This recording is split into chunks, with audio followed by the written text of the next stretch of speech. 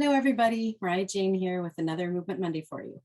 Today's is about reflexes again. Now, I mentioned a little bit about reflexes before, in particular stuff to do with the neck.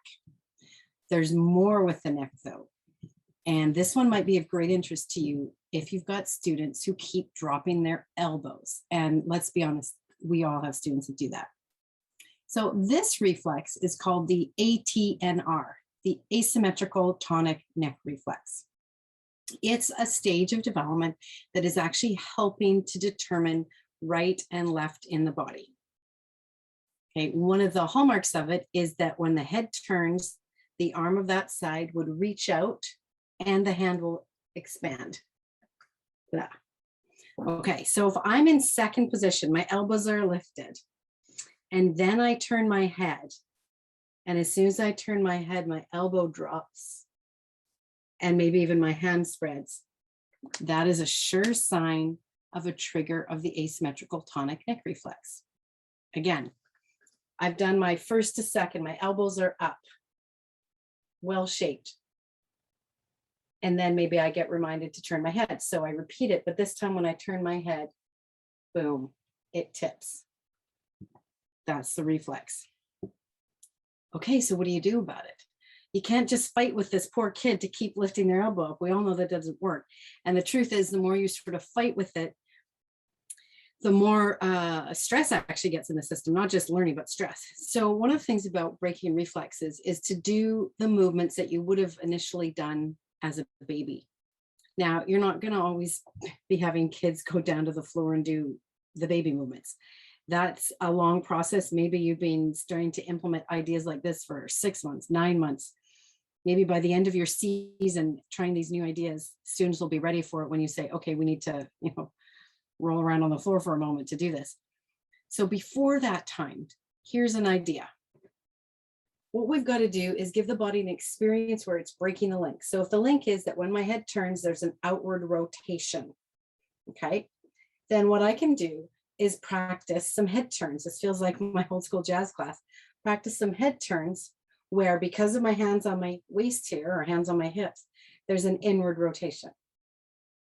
And so then I would just do little turns of my head. Maybe I do bigger turns of my head. Again, this is like any old warm-up that you do in your 7, 8-year-old jazz class.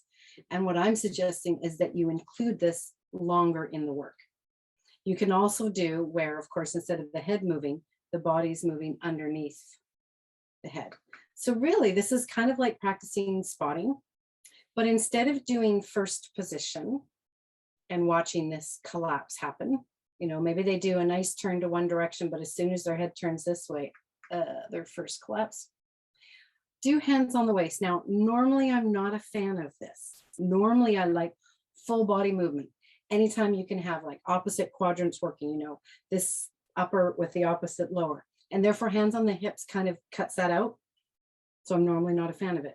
But if your plan is to break the link of some of these head and neck movements with what's going on in the arms, then that's the purpose, and it's a useful purpose. So just little head turns. And what you would be checking is by doing small head turns. Well, so maybe I do, there's my quarter to a corner, but we're going to cut that in half. Oh, we're going to cut that in half. So we're just going to do little subtle ones.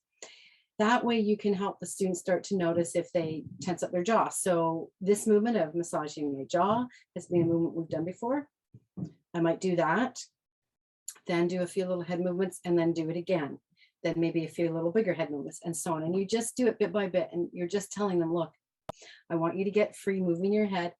You don't have to tell them why the hands are on the hips. You just are doing that position to help break the link of outward rotation and the expanded hand that tends to happen. So you can have the fingers together, hands on the waist, da, da, da, da, da.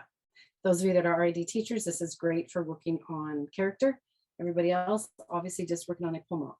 But perhaps this will explain to you why working on épaulement is actually hard for some people, is if they are trying not to have a trigger in the arms in order to keep the arm position that you've been asking for, the thing they usually freeze is the head. And that's my answer to why kids oftentimes, forget to use their head. Instead, their body's saying, look, if we do the head, other things are going to happen, and we're prioritizing keeping the elbows lifted in second. So they sort of freeze the head. If you see that in your students, that's what's going on.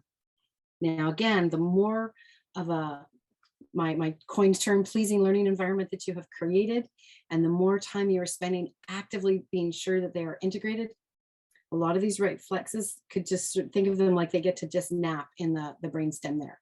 They don't need to come out. They typically only come out when we're in a stressed, unintegrated state, unless it's a reflex that like really never got integrated and it's on all the time, in which case you'd be seeing kids have a lot of challenges.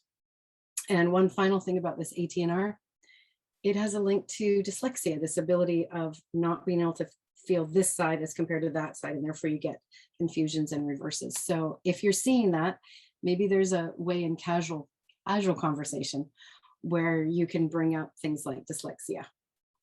And by bring up, I mean, there's probably a way where you're like, oh gosh, I'm mirroring you and I forgot my rights and my lefts. Who does that? Oh my gosh, so many people do that. Adults still do that. It can be linked a lot with dyslexia. Do we have any dyslexics in the room?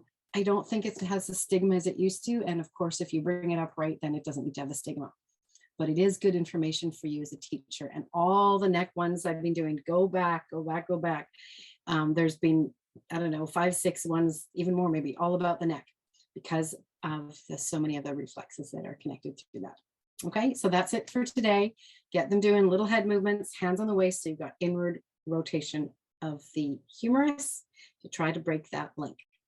And the last piece, just about legs, do it on straight legs and do it on bent legs, so that the body is experiencing both and realizing that I don't need to straighten my legs when I do this, and I don't need to bend them. The leg pattern is a different thing. That's for another video. Okay, that's it again. Thanks so much for watching. Bye-bye.